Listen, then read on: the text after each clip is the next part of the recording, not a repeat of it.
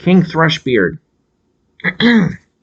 A king had a daughter who was beautiful beyond measure, but so proud and overbearing that none of her suitors were good enough for her.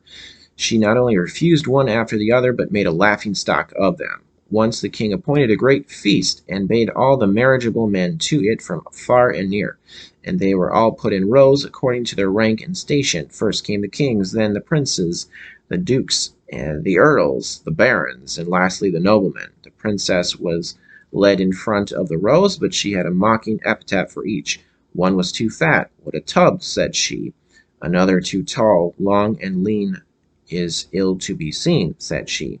A third too short, fat and short, not fit to court, said she. A fourth was too pale, a regular death's head. A fifth too red-faced, a gamecock, she called him. The sixth was not well made enough, green wood ill dried, cried she. So everyone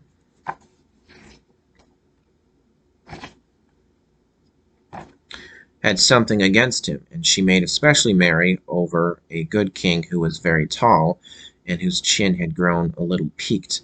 Only look, cried she, laughing, he has a chin like a thrush's beak. And from that time they called him King Thrushbeard.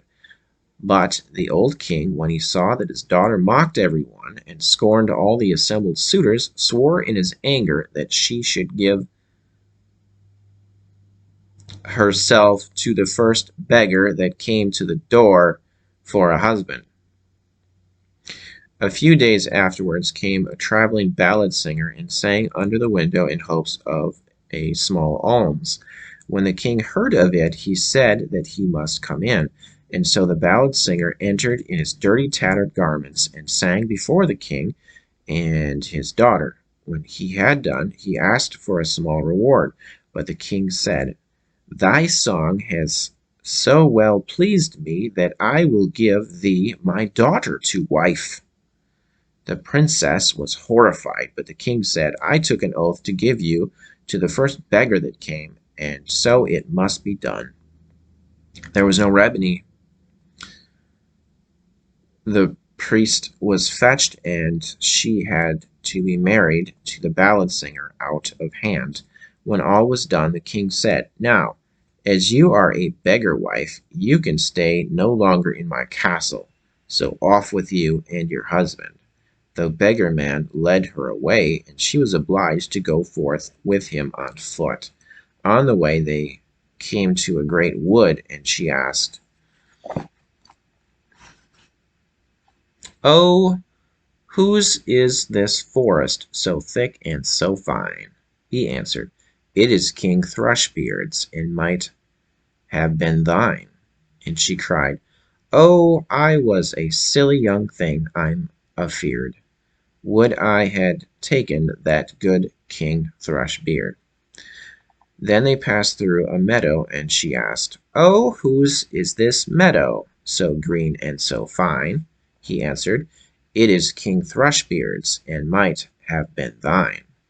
And she cried, I was a silly young thing, I'm afeard. Would I had taken that good King Thrushbeard. Then they passed through a great town, and she asked, Whose is this city, so great and so fine? He answered, Oh, it is King Thrushbeard's, and might have been thine. And she cried, I was a silly young thing, I'm afeard. Would I had taken that good King Thrushbeard. Then said the beggar man, It does not please me to hear you always wishing for another husband. Am I not good enough for you?